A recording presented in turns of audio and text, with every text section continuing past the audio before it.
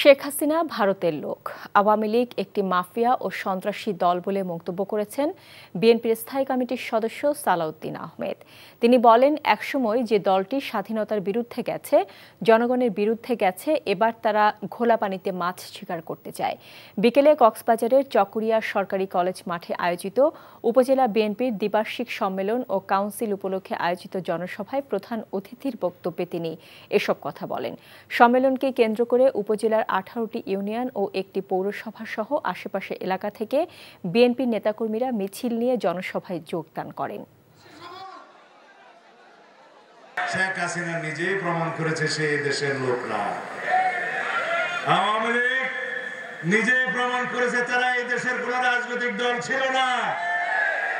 তারা অন্য একটি দেশের একটি রাজনৈতিক দলের অঙ্গ সংগঠন ছিল বাংলাদেশে।